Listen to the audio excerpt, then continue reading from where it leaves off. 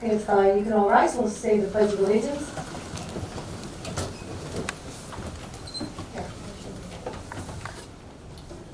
I pledge allegiance to the flag of the United States of America and to the republic for which it stands, one nation, under God, indivisible, with liberty and justice for all. Thank you. Legislator Simon.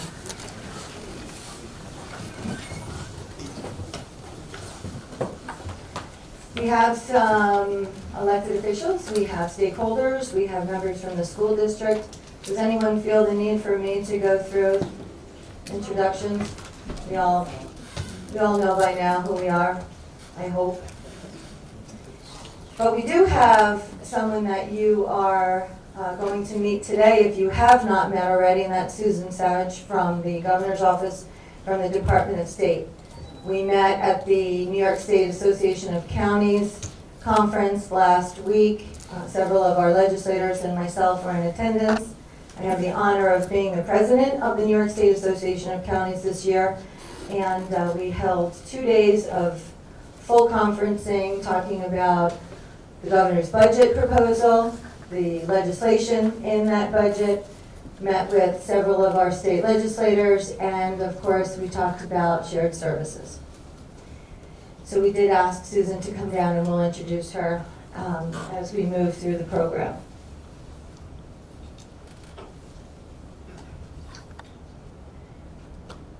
The Countywide Shared Services Initiative was established in the fiscal year of the 2018 state budget, and it was proposed to generate property tax savings through intergovernmental collaboration.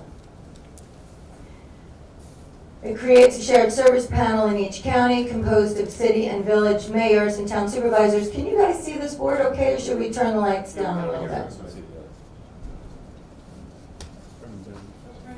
Turn them down. Yeah. I can barely see it.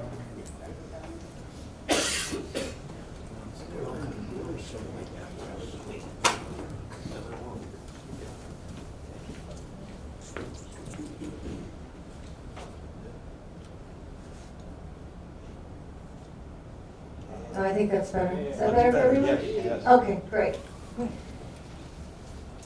A shared service panel in each county composed of city and village mayors and town supervisors, which will be chaired by the county's chief executive officer, to develop and vote on a countywide shared service property tax savings plan. This plan will create demonstrable property tax savings in 2018 or 2019 from actions identified in the plan. Today is the creation of the panel. The county executive of each county outside of New York State will convene a shared services panel within the county. I will serve as the chair of the panel. And in addition to myself, the panel will consist of the mayor of every city or village within the county and the supervisor of every town within the county.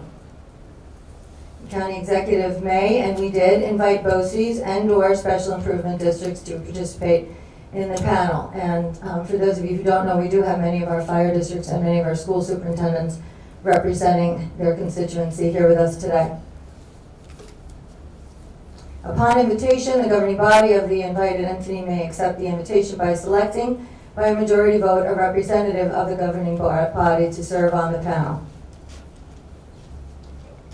My role as county executive is to chair the panel and to represent Putnam County and our residents, to commence meetings and consult with the required panel members. Again, consider inviting special improvement districts, school districts, or BOCES to the panel. And to organize public hearings and topical meetings with key strategic partners, including collective bargaining units and civic organizations. We are to develop and submit the plan and estimated cost saving certification for county legislative review.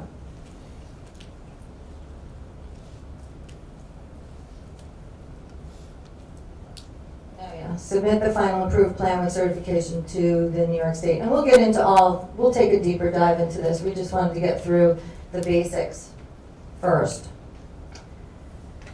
So the role of mayors and supervisors in this process is to represent their local government and the residents on the panel, to participate in plan development and provide local cost and savings estimates, to collaborate with other panel members and recommend actions for implementation, and to determine if they should opt out of any actions that are proposed in the plan. At that time, they can provide a written notice to the chair prior to the panel vote of any decision to opt out. And then they must vote on the plan and provide written reasons for such vote. The optional panel members, if invited by the county executive, the governing board must determine if it will accept the invitation and, if so, select its panel member to represent the invited organization on the panel and to participate in development of the plan and recommend implementation actions. To determine if they should opt out of any actions that are proposed in the plan, and again, to provide written notice to the chair prior to the panel vote of any decision to opt out. Or to vote on the plan itself and provide written reasons for supporting such vote. The involvement of the public, business, and civic organizations. The county executive and the panel shall solicit and accept input from the public and from civic, business, and labor and community leaders. 3 or more public hearings must be held prior to the submission of the plan to the panel for a vote. The plan shall contain new recurring property tax savings from actions such as, but not limited to, elimination of duplicative services, shared services such as joint purchasing, shared highway equipment, shared storage facilities, shared plowing services, and energy and insurance purchasing cooperatives. Reductions in back office administrative overhead, and a better coordination of services. So here's our timeline. Starting today, we create a panel. By August 1st of 2018, we'll have a development of the initial plan, which will include the certifications of savings due to the implementation of the plan. And then I will submit the plan to the county legislature. By September 15th, legislative body may, by majority vote, issue an advisory report with recommendations. County executive may modify the plan, there will be public hearings, and the county executive submits plans to panel, and the panel will vote on the plans such submitted. All of this should be done no later than October 15th. There will be a final submission of the plan. Upon panel approval, the county executive prepares and disseminates a report to residents in a concise, clear, and coherent manner using words with common and everyday meanings. I don't know what the hell else I would do, but so they say. And then we'll make a public presentation of the plan. So, many of you are already familiar with the Commission on Fiscal Vision and Accountability that was established in 2007. I know, I look across the room, I know Sam Oliverio, Tony Hay, they were legislators at the time.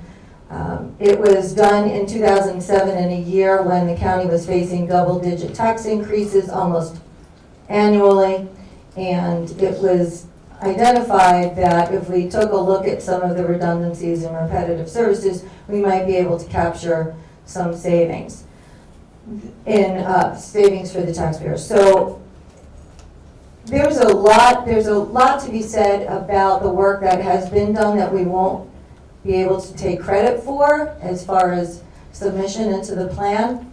But I think it's important to note what we have done as a result.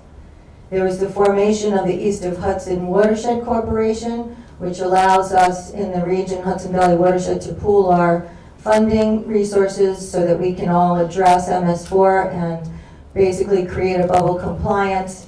That's an efficiency. The Commission for Fiscal Vision was reinstated in December of this year by virtue of extending the original resolution. We do have cooperation and sharing of services within law enforcement already, engaged in our county.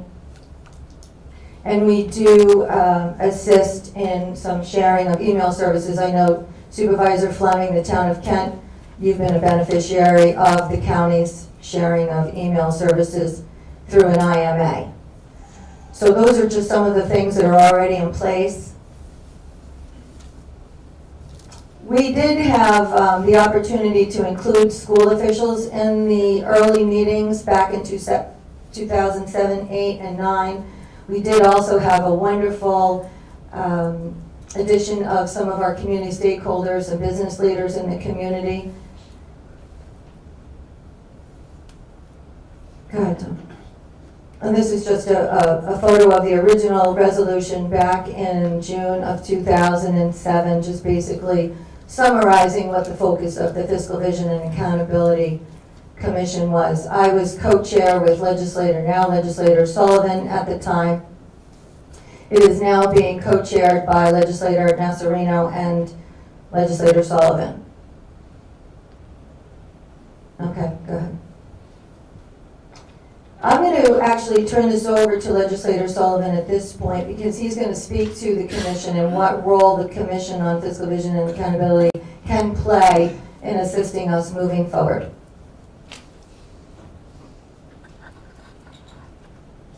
Good afternoon, everyone. Thanks for coming. As Mary Ellen just mentioned, the Commission on Fiscal Vision was established in 2007, and what we're going to be doing is we're going to be facilitating the panel discussion, talking with all the stakeholders to come up with ideas on what you think we can look at related to whether it's consolidation, whether it's sharing, any way that we can provide relief to the taxpayer. So it's going to be a bottoms-up approach.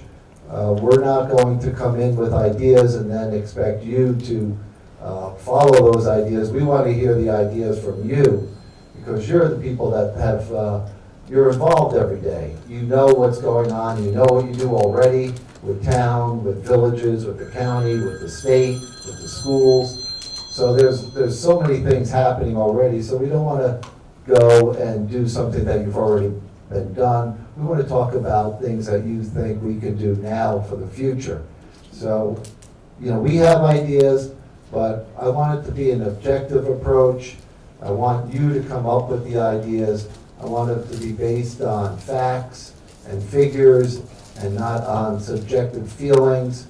I am an accountant by trade and by my heart, really.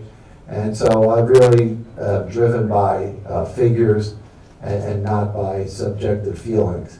So the commission is going to have a meeting on February 22nd, and we've already sent letters to the town supervisors and the village mayors.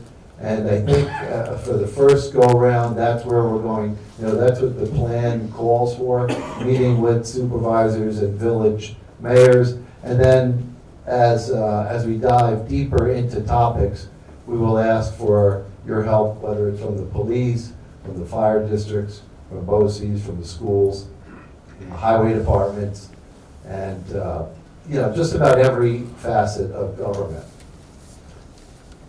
So I'll pass it back to Mary Ellen.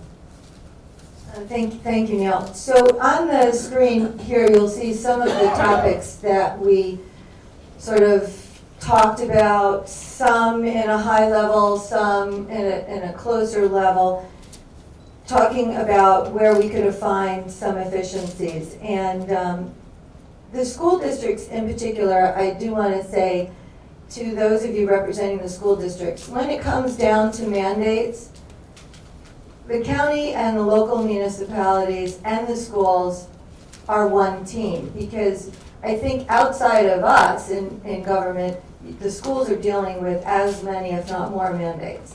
So if we have to find some common ground and so that we can find savings for our taxpayers, same taxpayer, just a matter of whether it's the left pocket or the right pocket, at the end of the year they're making a check to either one of us, adding up to the same. So what do we think we can accomplish from the school districts? Well, there's different versions of what people think school districts in Putnam County can and should look like. I know Sam Oliverio, now supervisor of the town of Putnam Valley, you had left at our last meeting. You were going to take the lead on talking about consolidation for schools. Right. You were going to take that and using your expertise as an educator and as an administrator for many years. Yeah, I have figures on that already, but Super. I'll share them out on the 22nd. Great, thanks, Sam.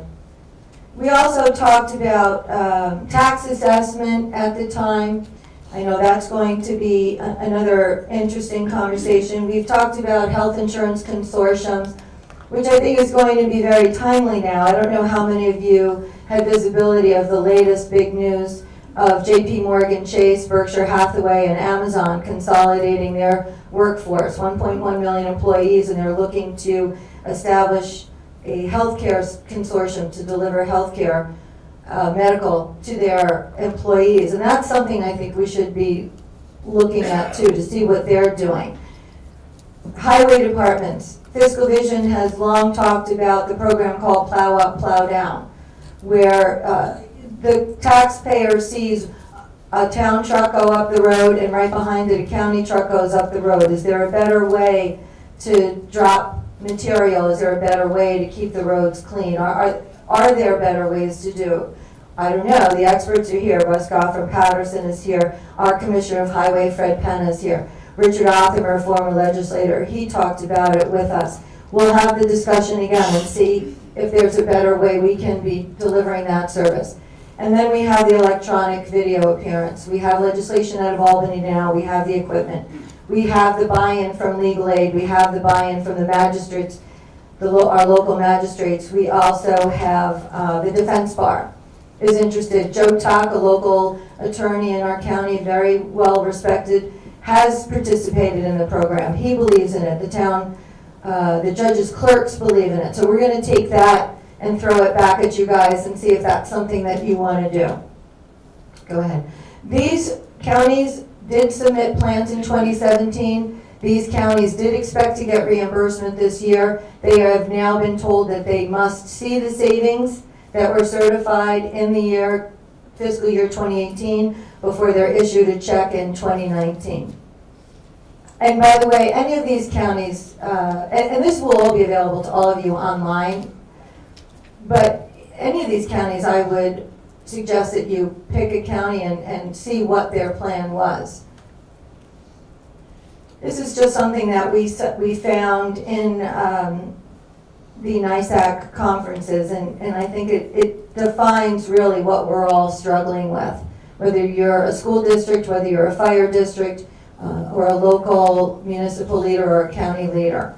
You can see the pressure from all sides with the property tax cap. Of course, we're dealing with aging infrastructure and then just the demographics of our population.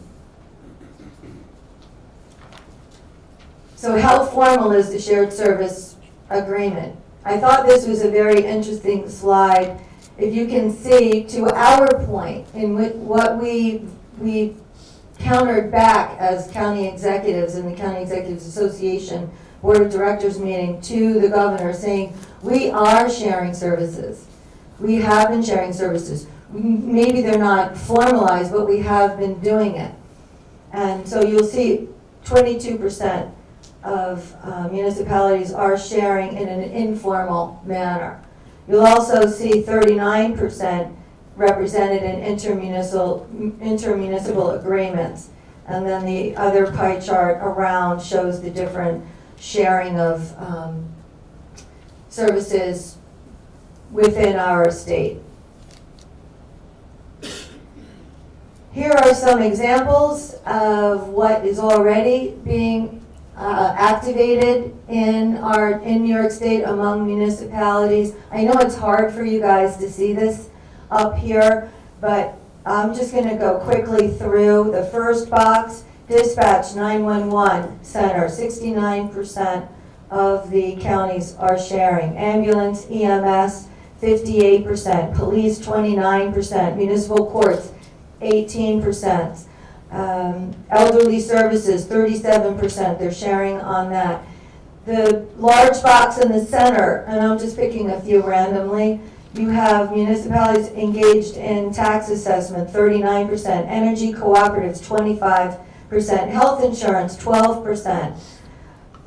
Moving over to the box on the right on the top, public transportation, 55%.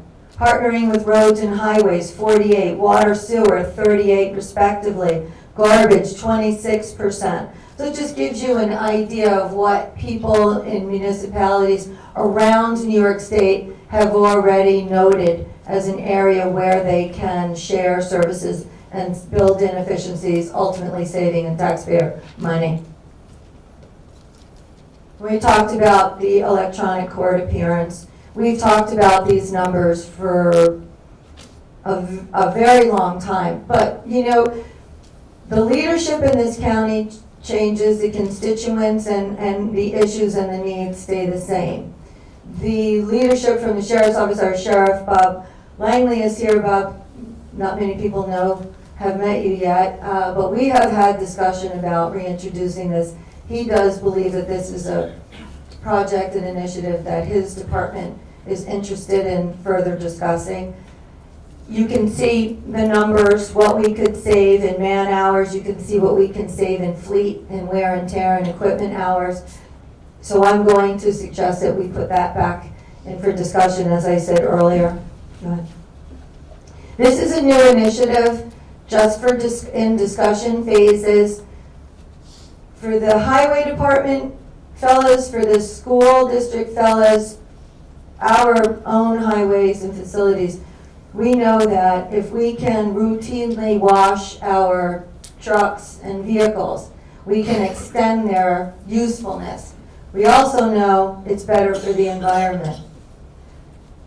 We have an opportunity in this county to acquire a parcel of property that is contiguous to where the existing county planning department is.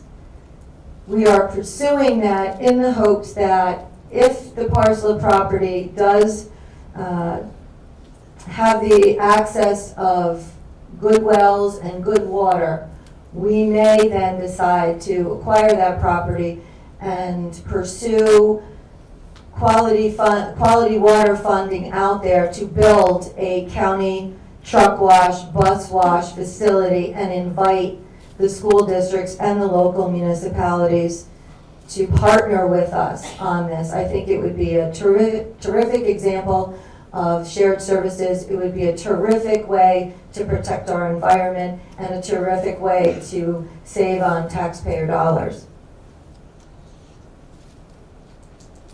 Again, in the previous round of the Commission on Fiscal Vision, it had been vetted that there could be an opportunity to save taxpayer dollars by reducing personnel costs and to reduce redundancies in municipalities if in fact the local municipality wanted to consolidate into one assessor. And again, as Legislator Sullivan said earlier, this is a home rule state. All of these initiatives must come from the local municipalities. This is a bottom-up initiative. The county's role here, my role here, is basically to facilitate the dialogue, to collect the data, and then to put it in the format that will be presented. So these are ideas that are up there for you guys to decide collectively whether you wish to continue the conversation. At the last time we met, these were some of the areas that we had identified as looking at further down the road.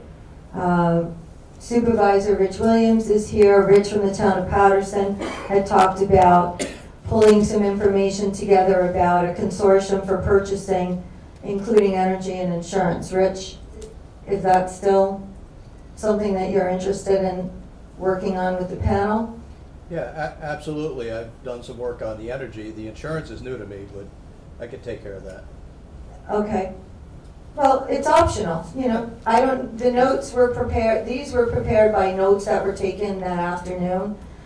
Russ Goff from the Town of Patterson Highway Department was going to facilitate the conversation about sharing of some highway services. And to that point, I just want to mention, I think there's no way we can survive this economic environment right now unless we understand that we have to share.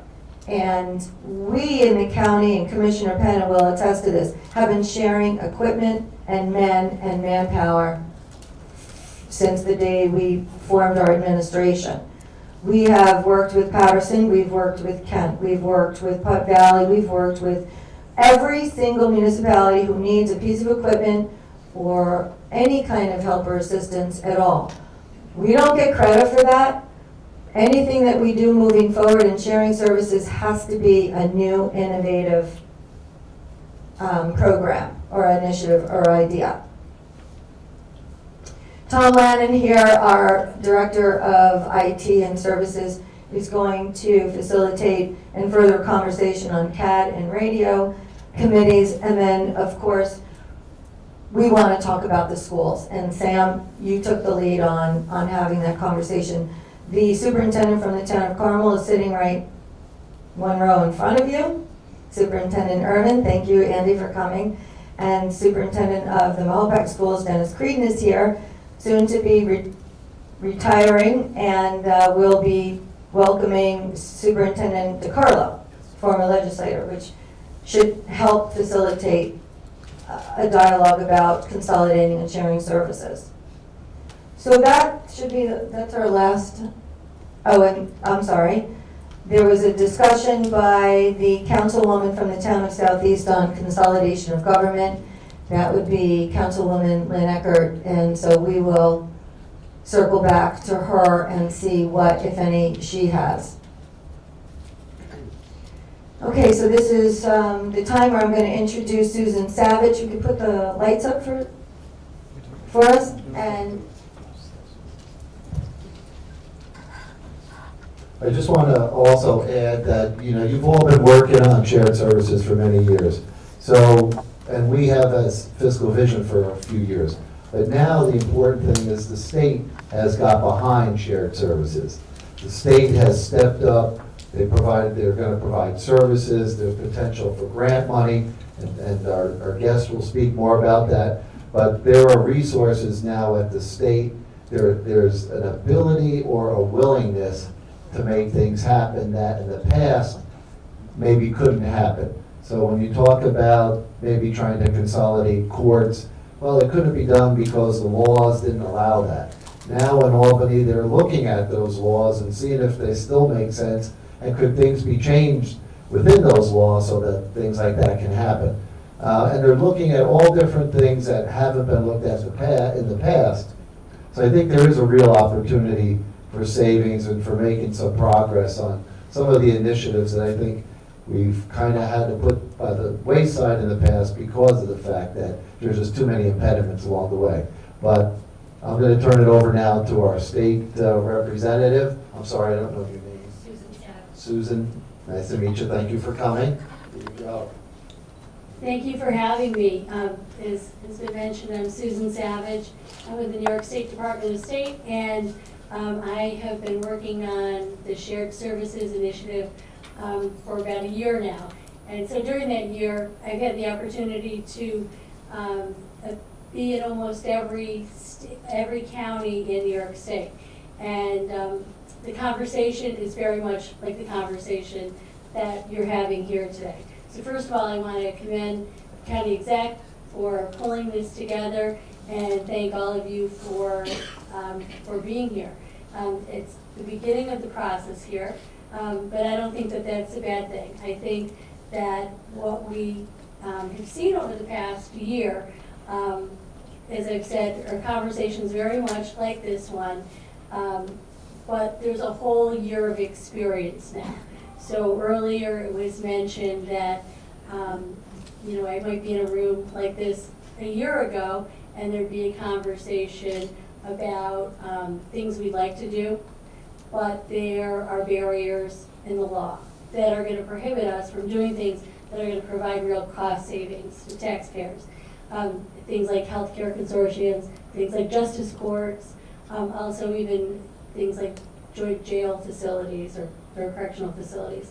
So there's been a year of conversation, and there's also been a year of listening.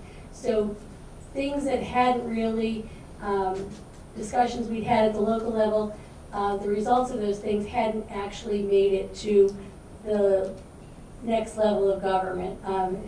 And so I think that that's one of the great outcomes that we've experienced. I am a former chair of a county legislature. So I worked in county government for 14 years. So the things that I've heard over the past year are not new to me, and I'm very happy in the role of passing along what we've all collectively learned. One of the things that I hear in every county is we're already sharing services, and yes, we are. Everyone in this room has been active in that, and in nearly every county, and I do say nearly every county across the state. When the county exec pointed to some of the numbers, you might say that you'd see that 12% of municipalities, this particular service is being shared.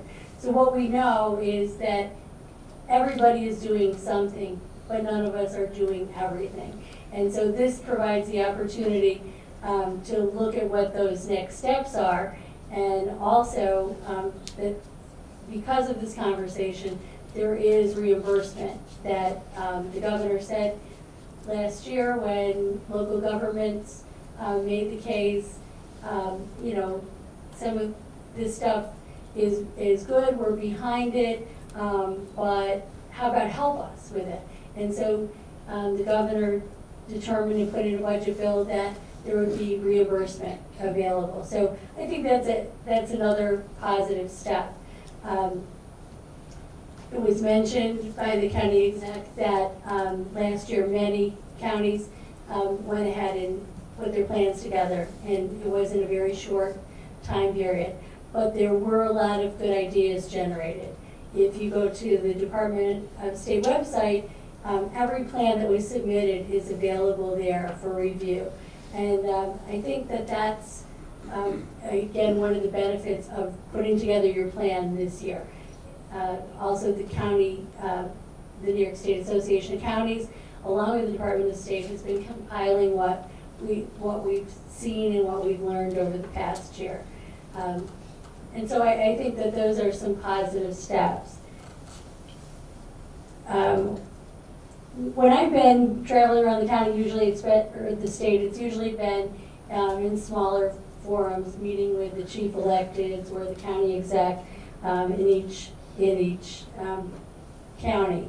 And so I think that one of the most important facets of this whole plan, and we heard about it last week again at the Association of Counties, is that it's bottom up.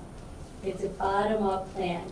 So county exec asked everyone to come together and to present their ideas, and over the past year, great ideas have come forward, and many of them have just been in a very informal setting. There's a lot of discussion about things that have already been done. If those things are handshake agreements among highway superintendents, those things can be included in the plan if they're not already formalized in some way. In those discussions, we've heard perhaps 2 or 3 towns might share a service. Other towns are interested in learning how that was done. That would be something that could be included in the plan. But a lot has gotten done just by getting everybody around the table.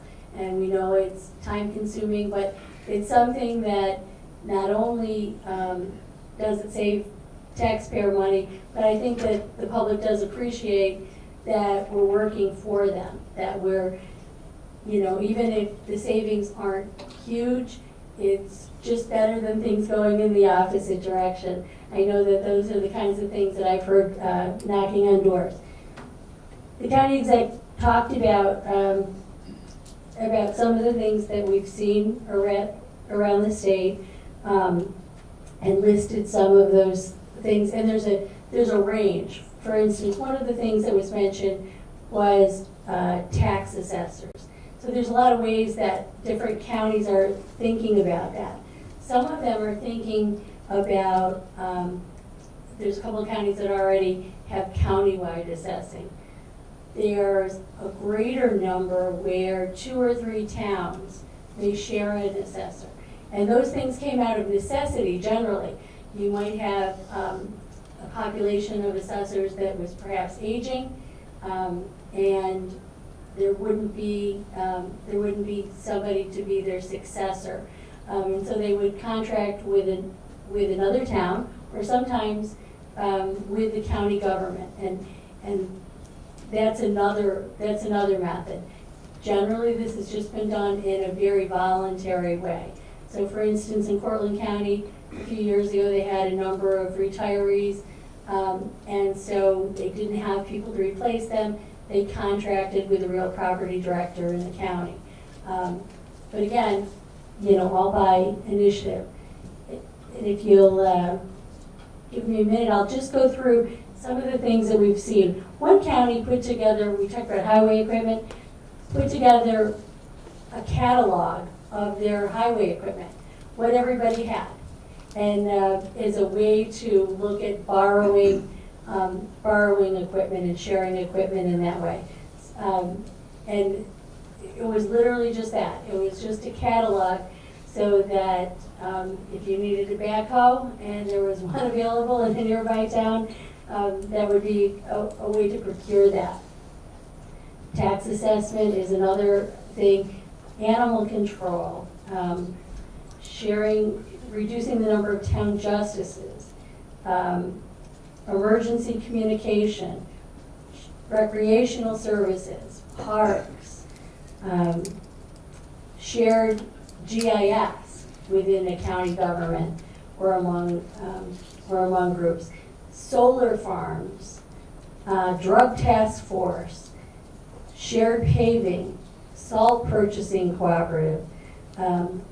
One county proposed having a training academy. So the county would contract with the municipalities to provide mandatory training so that every municipality didn't have to figure out how they were going to provide for things like workplace violence training or other types of things. And that made a lot of sense in many of the places. Pharmacy purchasing coalitions, regional ambulance services, that's a little bit bigger. I'm looking at some police force consolidation, again, a very big thing. Madison County is going to provide IT services for towns and villages, building code enforcement, medical insurance consortiums. That was something that was talked about in probably 50% of the counties. Shared fueling stations, LED street lighting cooperatives. And so many of them you see over and over again. But if you do go to our household hazardous waste, another solar energy consortium, GIS mapping, road repair, economic development. If you go to our website, you can review every plan that's out there, and what that will provide is food for thought. And that's generally what our role has been as we've gone around the county, or gone around the state. You have to go around the county, I have to go around the state. So these things are just meant for food for thought. You've already really have, I would say, a pretty good head start because of your Commission for Fiscal Vision and Accountability. And I think the method that you're talking about here with the bottom-up approach is really one that we envisioned in Albany as well. So we're here as a resource, and probably as you go through your meetings, I'll probably stop by as well just to be in attendance as a resource. Okay? Thank you, Susan. We have a mic in the back there. Does anybody have any questions for myself or Legislator Sullivan or Susan from the state? David? Susan, last time I went to look to jump back onto the DOT for purchasing, we're not able to do that. You're not? No. Okay. Well, I think what we're talking about here is it would be DOT among you. But that's an issue that would be new to me. But I can look into it and see what the issue is. Is that how you've No, done it they in were the past? using equipment that's very similar to ours. Okay, Looked like we could purchase it for less. They were getting, many trucks. okay. But we just weren't able to jump onto the DOT. Okay, that's great. And that's an example of what we've had, the things that we've learned in this experience. So that's a great point, and, that's something that we'll make note of, and I'll try to find out more about, okay? Legislative, there's a mic right there. Supervisor, sorry. Principal. The good old days, Mary Lou. Yeah. Susan, I know the state's aware of this, and it puzzles me why they didn't lead the parade on the fact that our residents, especially here in the Hudson Valley, are not being, killed by state, county, and fire district taxes. It's the school taxes that are driving our seniors out of this state and preventing our young families from locating here. I don't understand the push of the initiative on the county and the municipalities as opposed to the school districts. I can tell you this right now in the studies I've done. If we were to combine all 6 districts, transportation office, just transportation office, and consolidate that so that one agency handles all 6 school districts, each municipality would save close to $750,000 in salaries because it's shared by the county expense, countywide, as opposed to the municipality. In my town, county, and fire district taxes are $3,200 on an average $300,000 raised ranch. It's $12,500 on school. People can't afford that. I think the state is missing their focus on this, and they should start looking at our school districts. Otherwise, we could do whatever we want with that $3,000 amount. It's the $12,000 that will continue to drive our people out of this state. And that would be true shared services. It makes no sense to me that purchasing, transportation, building and grounds for school districts can't be combined. I'm not talking about eliminating the school districts. You keep them whole. You even keep the superintendents there. But combine those services. The towns and counties have done that. The schools have not. I, like you, have had the pleasure of knocking on doors when I'm running for re-election at the same time that everybody's getting their school tax bills. And so I completely understand that. But that's the reason that the county exec has included the school districts and BOCES in the discussion. And that's why the law asks that they be included as well. So sometimes there's 2 bites of the apple. I told you that there is a range around the state, that everybody's doing something, but nobody's doing everything. That's that range. So you have included the superintendents of schools. So I think that that's just the issue that your county exec is trying to get to, as is the whole countywide shared service program. And it is recognized. Thank you.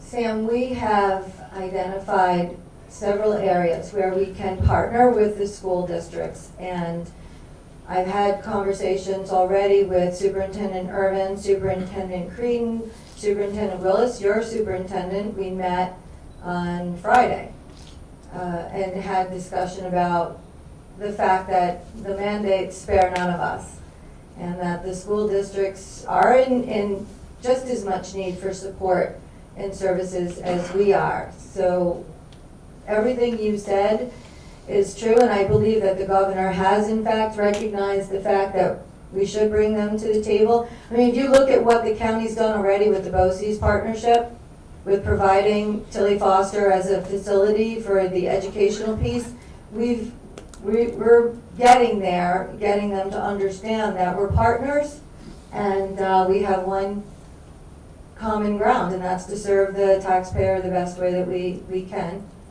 and efficiently. But thank you for your comments. Anyone else have a comment to make? Suggestions? We brought up the taxes. One of the things that we were talking about amongst the town board members was, the school taxes. They all go to each town. So, we have a school tax collector, and then we bring it to it goes to the county. Why can't it all just go right to the county? Would that be like part of the shared services? Well, that would be a discussion about receiver of taxes. And that's another area. Again, to what Susan was saying, it doesn't have to be every township has to agree to consolidating into one function. It can be two. We have already assessors, Rich, didn't at one time Patterson and Kent share an assessor at one time? At one time, we were sharing an assessor. Right now, Patterson is sharing with Pauling.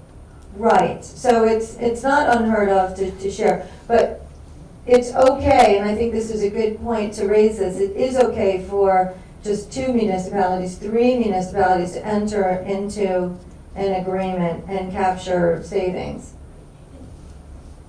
That's an important point of your panel vote as well. That there may be something that 5 towns want to do together and 1 does not want to do it. They're able to opt out of that. So they don't need to do that. That's why there really is a lot of local control. And in each of your towns, you're going to decide, is that the best way to do it? Do you want to share tax collection? And tax collection is another one that we're seeing throughout the state of New York. But again, could be 2 municipalities, 5. It could be with the county. It could just be, town to town. Thank you. And Sam, you touched on transportation as being one. We talked about the healthcare consortium. We've talked about payroll. We've talked about purchasing. And there's a whole bunch of areas we refer to as back office function that don't create the hysteria of the elimination of tradition. Exactly. This is a county deep in tradition. You're a Carmel Ram, you're a Ram for life. You're a Mahopac Indian, you're an Indian for life, correct, Supervisor Schmidt? So to go down that road is an effort in futility, I think. But there are so many places that we can work together. As attrition presents itself, we know, Sam, I think, and I had this conversation with Commissioner Carlin today of Finance, in our lifetime, never will we see 1 school superintendent in Putnam County. I don't believe we're built for that. No. We're absolutely, and for anyone to say it is being disingenuous and is pitching politics, it's not going to happen. The departmental is what you can unify. Purchasing, transportation, building and ground. But you can get, the insurance. the conversation always somehow jumped right to But it shouldn't. eliminate all superintendents. No, you That's can't do right. that. Let's stay boots on the ground here and let's talk about the obvious, the things that can be done without creating the idea that we're looking to break tradition and home rule. You keep your school districts whole. That's Correct. easy to do. But you can certainly centralize payroll. Absolutely. And save each district $600,000 to $50,000 to $700,000 because now that expense is being shared by the county. That's what I'm talking about. Correct. You can't get rid of the Putnam Valley Tigers or the Rams or anybody else. I agree. But you can certainly consolidate those services. Right. I wish the governor had put more onus upon the school districts to do that than the county. I will tell you this, after the conclusion of the NISAC conference on Tuesday, the governor invited myself and elected officials back to the governor's mansion. And he was markedly different in his approach from this time last year about this shared services initiative. There's no funding penalty if you don't. It's not tied to any AIM funding. It's a matter of saying there can be savings. It has to be respectful to home rule. It has to start from the bottom up. And you can include the schools and you can include the fire districts. Nothing is precluding us from that conversation, which was a much different approach than last year. Anybody else? Questions? Yes, Supervisor Hay. I heard financial reward, possibly. What is that? What is the financial reward for the shared services in the end? Any of the savings that have been identified in whatever initiative is approved and voted on, the following year, when that initiative and that program is actually implemented and the savings are actually realized, that municipality will be reimbursed in the following fiscal year. So in this case, it'd be divided by 6, 5, or 4? No, individual to the municipality itself. So if you engage in a shared services plan with Putnam Valley, and you both decide that you're going to consolidate payroll, and you both realize a $30,000 annual savings, that savings will be matched by the state, and you will both receive $30,000 for your shared services initiative. Yes, sir. It is the first time as a one-time only.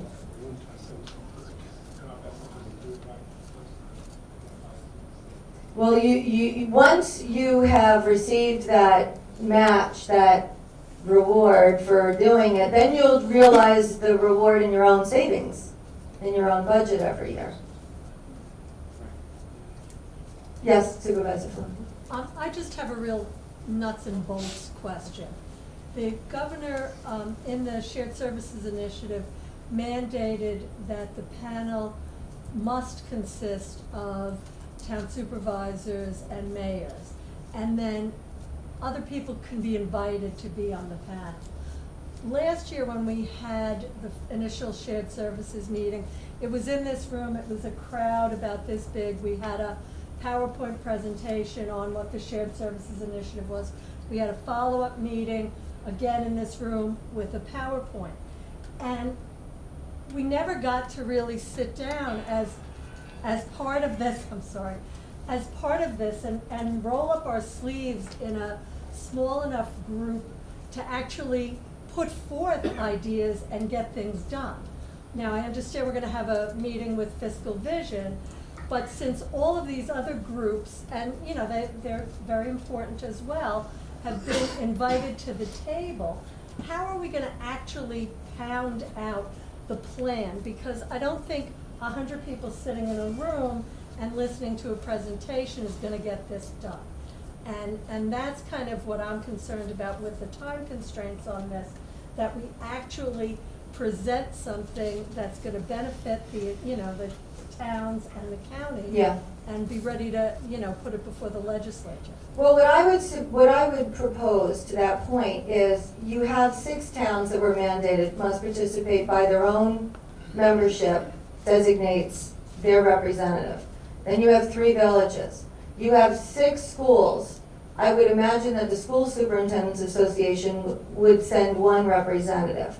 So now we're at 10.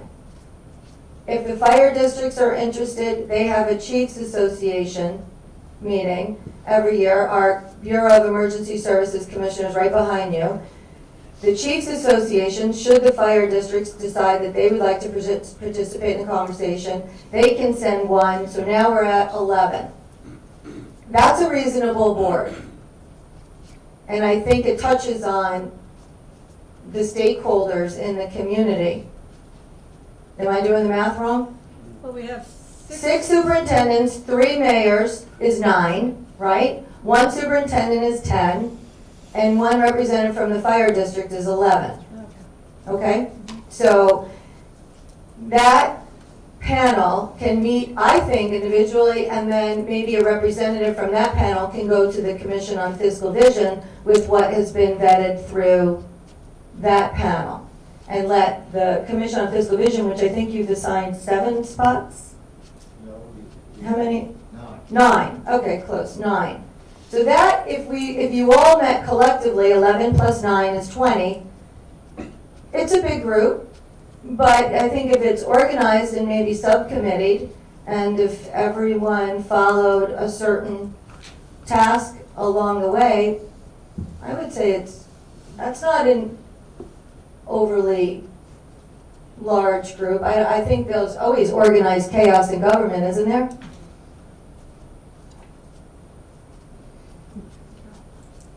So that, at the fiscal vision meeting, is kind of when we're gonna start actually planning for how this is gonna get done, how we're gonna meet after that, and what we're gonna propose. We think, Maureen, in order to facilitate the timeline and be in consideration of everyone's obligations day to day as it is, and knowing that this board, Commission on Fiscal Vision, already has a track record of vetting through these initiatives, they already have a substantial amount of information and data already collected.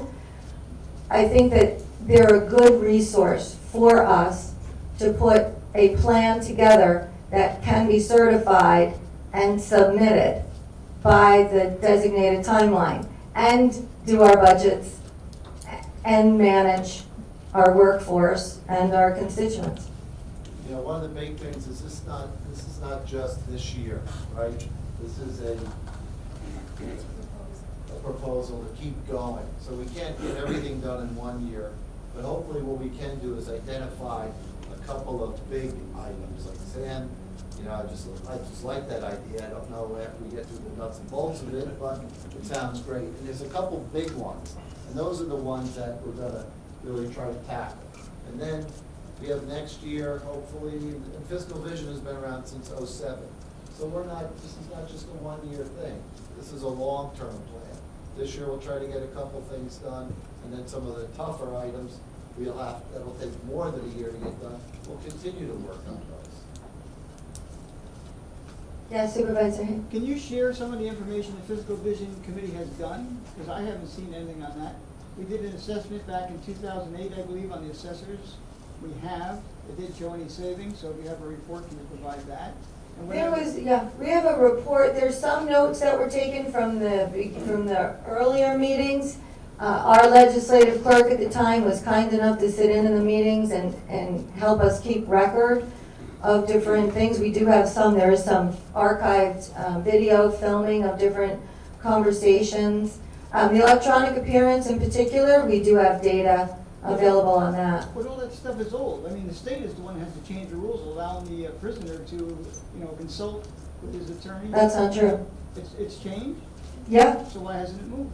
because leadership in certain departments have changed over the last several years, and their maybe political will wasn't exactly amenable, but the new leadership, Legal Aid Society, David Squirrel is in 100%. The Defense Bar, Joe Talk, they're in 100%. Tommy Jacobellis from the Magistrates Association, he's in 100%. Our new sheriff standing right behind you, Robert Langley, he's in 100%. Those are the people that need to move this initiative. Right. And we've already had discussion with them on how we can get this program to be an active part of business. And do you think the equipment we bought several years ago is still good? I think that the TV I bought last year for $1,000 is now selling for $300. So if it's not up to date, if that equipment is not functioning properly, I think we'll address that issue. So there's nothing from the state preventing electronic arraignments from moving forward? We will conform with every state statute that is required so that no one's civil rights are being violated. Our district attorney is here. He's actually, I apologize, Bob, that I didn't mention, you are 100% in the buy-in on this. And he will tell you, not every procedure requires that a defendant appear in front of a judge. There are plenty of procedures and their ministerial actions where the defendant can actually get his due process and not have to leave the facility. I will also tell you, it has been discussed that not every single individual enjoys being paraded in front of the public because they got jammed up. There are plenty of individuals that would prefer to stay in the correctional facility and allow their attorney to represent them, and that they continue to get due process. So we've looked at this from every single angle, And we do believe that right now, if we have 8 transports to 14 going out a day, and we have a process and a program and initiative in place, the defense attorney will consult and advise his client on whether he needs to be there or whether it's fine for him to remain in the facility. There's a safety issue, which has been completely recognized of late, where not every single defendant should be taken out into public. It puts a tremendous stress on our law enforcement personnel. It puts a tremendous compromise on public safety that's unnecessary. That's where this program, that's the guidelines for the program.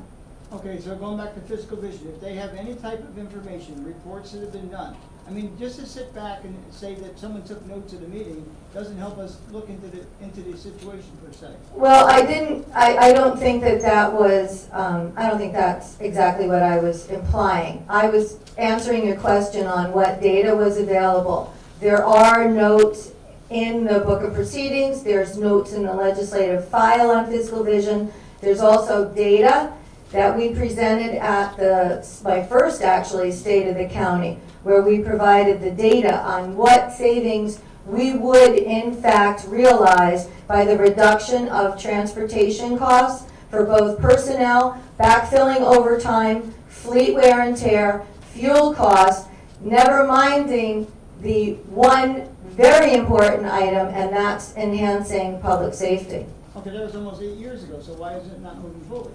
Tony, hey, how long have you been in government?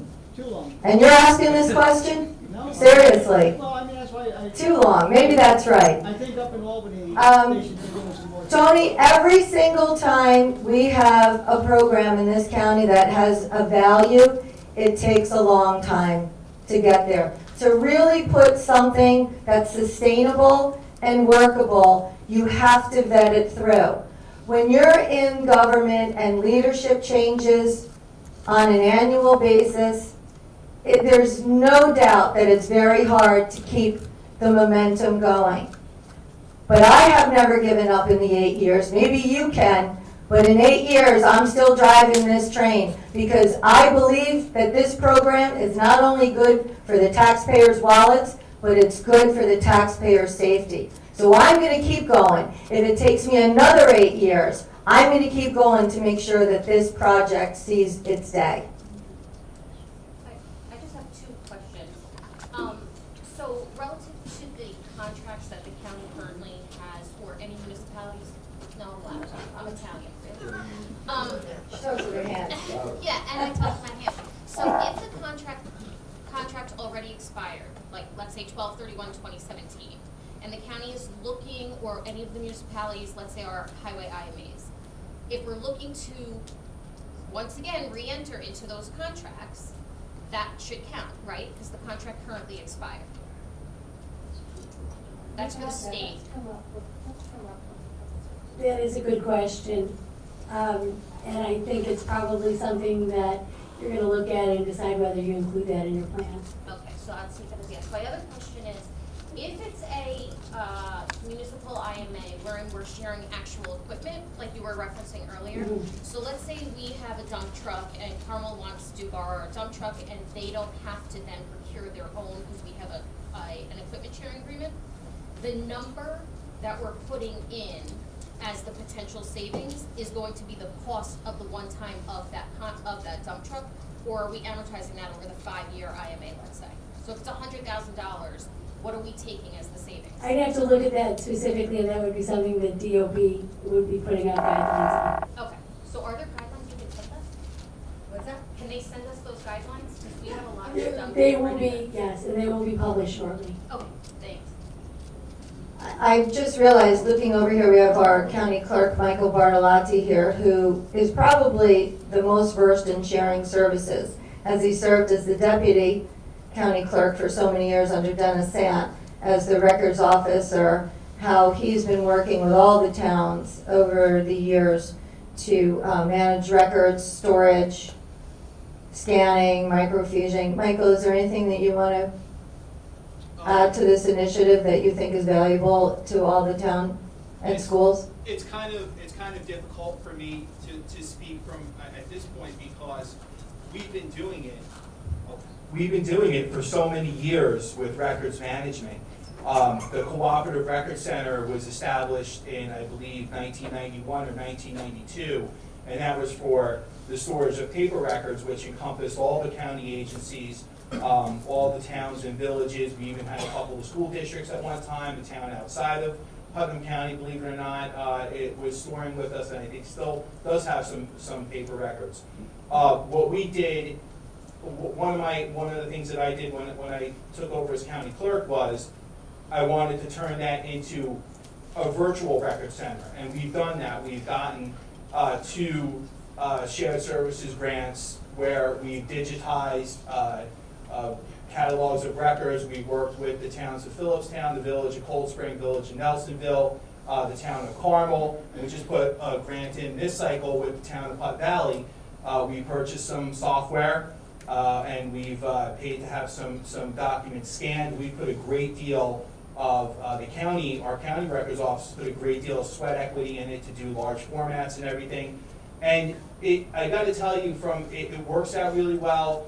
It's great. The grant process is very tedious, and you really have to be a certain type of person to write a grant. And I found that out the hard way over doing the past 3 grants that we've done.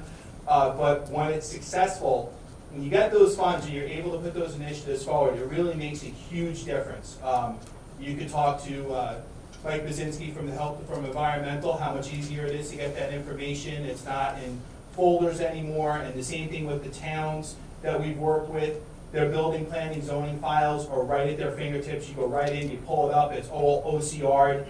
And these are things that, if you look at our land record, or I should say our inactive record initiatives, the towns would have to go and if we silo all these municipalities, you would have to go and have your stuff scanned. You probably wouldn't get as good of a price as we got because we put everything together. You would have to get the IT infrastructure that the county's providing to our cooperative partners. You'd have to have the expertise. You'd have to have the equipment. You'd have to buy large format scanners that are about $10,000 a pop to do large format scanning, or pay about $1 per map to scan. You would have to buy the software, which is over $30,000. We were able to cooperate and make those purchases. So you get the grant money to get the scanning done, and you get the job done. And then what's the pain for the participating municipalities in the future? It's a $200 a year user license. And you have that, you have those resources, and when it's feasible and it works, if you can pull your resources together to achieve a common goal, it's fantastic. And if the state's going to give us some money to do it, all the more reason to get it done. Thank you, Mike. And I see our former county executive, Paul Eldridge, is here, who is actually the officer for civil service for the schools and for the towns. And Paul's been managing all the human resource and personnel issues for the county for 41 years. So there's a shared service that's already built in. So, we're going to be talking moving forward about rescoping the personnel department to make sure that those services that the county provides to all of the towns and local municipalities, when it involves your employees and initiatives and civil service testing and all of that stuff that the county already does, is going to continue in its advanced level. Oh, yes, Mr. Eustace. Don't shoot me, but I gotta ask you something. How much land is the county gonna buy adjacent to the county highway department? And We don't I know. just wanna put your thinking cap on, Yeah. okay? And Andy don't hit me, and Fred don't hit me, okay? But the school district's looking. Nobody hit Bill. Black belt karate. The school district is looking for a bus garage, and you mentioned something about washing of buses and sharing services. Maybe it can even be bigger. That's it, Depending Bill. on- Who's been talking to you? Bill, Who's been pillow talking with Bill Don't Eustace? do me any favors, Bill. Richie Optimer, you and Bill on the pillow talk, because we've been talking about it. It's a great idea, Bill. Great minds think alike. We're already having the discussion. There's mapping done. The town of Patterson is just great. Wait, already got you No, it's home a with great taking idea, everything and I off my can, tax when rolls. it's the right time, I will speak to it, but we think that there's an ideal partnership there. But I think the school can save money in the purchase or land purchase, splitting it off. We agree. Mechanics, I mean, there's a whole thing what Sam just mentioned before, and then I'll sit back. No, I'm telling you, this is a conversation that has been sort of percolating for a while. And in a lot of it was the county trying to get the truck wash back up and operating, parallel to the Carmel School District and their needs and that large referendum that failed. And the superintendent and I, we met and I said, you know, I've got a couple of ideas here that I think could be beneficial for both the school district's needs and partnering with the county and taking it to a whole other level with all the municipalities benefiting in, as I mentioned early on in the beginning. So it's in the I'll stand early down. stages. I'll stand down. But it's good. It's really good. And I think the thing that's should be most noted here is that it's all about communication. It's all about sharing those ideas in whatever environment, format, whatever role, place you come from. That was really how we arrived over time to this, I think, could be a great thing. So thank you, Bill. Anyone else? So I just want to re-emphasize everyone to, as you saw on the slide, there's all this, I don't know, 37 counties have already presented proposals to the state. And if you go on the Department of State website, they're all there for you to look at. So that you can see all the great ideas that these other counties have done already. Bill, to your point, I was reading through one where they now have a consolidated garage that all the mechanics work on all the vehicles for all the towns and the counties. So they don't have their own individual garages now to work on vehicles. So I would ask you, go there, look, read, get some ideas, and also, if you have an idea, feel free to send it to me or to Mary Ellen at the county so that we could bring it into, because there's a big group here, and I don't know if we're gonna have big groups like this again, but if you have an idea, because you're working on something, please send me a letter and give me a hint of what you think we should look at, and we'd love to look at it. And I think to close up, to summarize here for the panel itself, every supervisor, every village mayor, send your representative, if not yourselves. The school superintendents will let them know that they should send their representative. And the fire districts, of course, we'd love to hear what you think that we can do to help you and what you think that you can do to further share services with the county. So we're going to wrap on that, but I'm going to extend your nap time a little bit more here and introduce, yes, Jack? What about libraries? I mean, you didn't mention anything about libraries, did you? They absolutely can be included in the conversation. Yes, sir. Well, just most of the libraries, I'm Peter Carey, I'm president of the Brewster Hi, Peter Carey. Library. I'm also a handler of that town news, but they're part of the Mid-Hudson Library System. Yep. We're sharing with everybody. We have 62, I believe it is, member libraries, and we're constantly sharing, so we're doing what we can, so we'd be happy to send someone. Yeah. If you want. I just finished working on the Mahopac Library's long-range plan, and I've just started the Kent Library long-range plan this weekend. And there's no better group that's out there to be helpful, to be a resource, but also they understand that there's times when they have to share services to keep their budget moving. All right, thanks, Peter.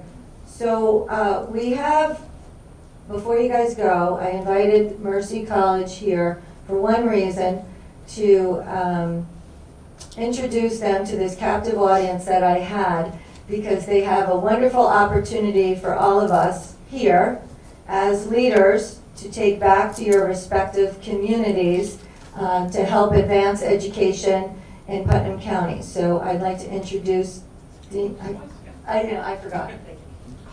Hi, everyone. This will be brief. My name is Ed Weiss. I'm Dean at Mercy College of the Business School, and we're excited to partner with the county exec and her leadership team to bring college programs to Putnam County, right here in this building, to take advantage of these state-of-the-art classrooms. We want it first and foremost to be very low cost and affordable. I know that not every family is excited to spend $50,000 to $60,000, both in high private tuition and room and board. And we want to create something that would be potentially free. We'd like to sponsor with the county potential full scholarships based on financial need to get the first class started in the fall of 2018. We also want to offer a fairly unique program. It's a bachelor's program in corporate and homeland security, run by Dr. Matthew Moralia. Raise your hand in the back, please. Which is perfect for corporate and government leaders. We want to focus this degree on professional development and career advancement as opposed to pure academic theory. So we think it'll be a nice fit. So you can expect to hear from us. We'll be reaching out to you in partnership with the county executives team. That's the superintendents of the 6 high schools, police, fire, to see if you'd be kind enough to nominate people in your respective students or workforces that might be a good fit for the first class in the fall of 2018. Thank you for the opportunity to partner. Thank you. Thanks. This is very exciting. Anyone who knows someone who's a senior who hasn't decided, who maybe didn't get the right letter in the mail saying where they can attend for college, maybe the financial constraints, which is very real, is there. Mercy College has, I think, something very pointed to who we are in Putnam County with their homeland security and emergency preparedness, and we have a tremendous first responder community here. I'm sure that we have someone in mind, some young individual, adult out there who would be a terrific candidate for the program. I like it because it helps keep the kids educated, and I also like it because it builds a succession plan, helps us build a succession plan in law enforcement, in fire, and EMS in this county, which we know is critical moving forward, not just for here, but for the Hudson Valley. So anyone has any candidate in mind, as Ed said, please contact us and let us know. The courses will be offered here in the TOPS building, and they're going to be giving 1-2 scholarships, partial scholarships, 1 full scholarship based on recommendations and committee evaluation as a startup for the program. So with that, meeting's adjourned. Thank you.